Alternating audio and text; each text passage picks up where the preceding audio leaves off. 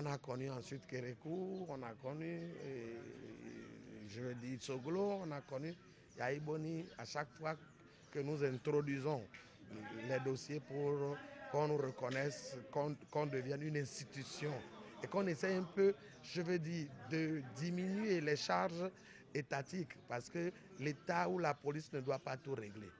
Au moins la chefferie traditionnelle peut à son niveau résoudre des petits problèmes d'adultère, les petits problèmes de parcelles, les petits problèmes, bon, harmoniser un tout petit peu les mœurs par rapport à un certain nombre de choses. Nous pouvons le faire et c'est notre devoir de le faire. Alors, et dernièrement, lorsque le chef d'État nous a accordé la dernière audience, nous lui avons demandé ça encore, nous lui avons réitéré ça. Et ce qui fut fait, et nous sommes tous contents, et c'est ainsi qu'on a unanimement décidé d'organiser la cérémonie de cette matinée pour lui rendre hommage, un vibrant hommage, non seulement à lui seul, mais à tous ses collaborateurs, de l'ombre comme visible. Bon, ceux qui ne maîtrisent pas bien ce dossier-là peuvent dire que ce sont seulement les députés.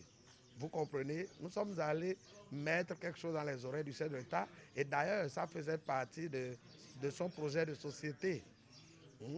Il avait toujours promis au roi partout où il est passé qu'une fois arrivé au pouvoir, il va tout faire, il va œuvrer pour notre reconnaissance. Au départ institutionnel, maintenant ça devient constitutionnel, donc c'est plus fort. Ça nous donne plus de force, n'est-ce pas, à l'aider à atteindre ses objectifs. Nous pensons humblement que le chef d'État fait beaucoup. C'est parce que nous, Béninois, nous voulons tout et en même temps. Mais si vous regardez bien ce monsieur, tout ce qu'il fait, on sera surpris, hein, même en 2020. Moi qui ai vécu, j'ai passé un peu une trentaine d'années hors du territoire. Et vous le savez sûrement puisque j'occupe aujourd'hui un grand poste au plan continental. Alors je suis tout de même très heureux dès que je rentre aujourd'hui dans la ville de Cotonou de voir tout ce qui se fait. Et pourquoi pas nous, alors que même Lomé à côté, on voit que les routes sont propres et on doit nous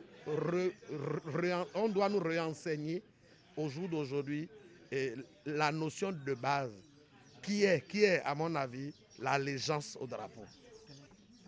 Je demande à tous de s'unir, qu'on s'entende, qu'on parle d'une même voix et qu'on prie pour qu'il y ait la paix dans ce pays, étant donné que nous sommes des apôtres de paix et qu'il n'y ait pas de peau de banane. Unis, nous sommes forts, désunis, nous sommes moins forts.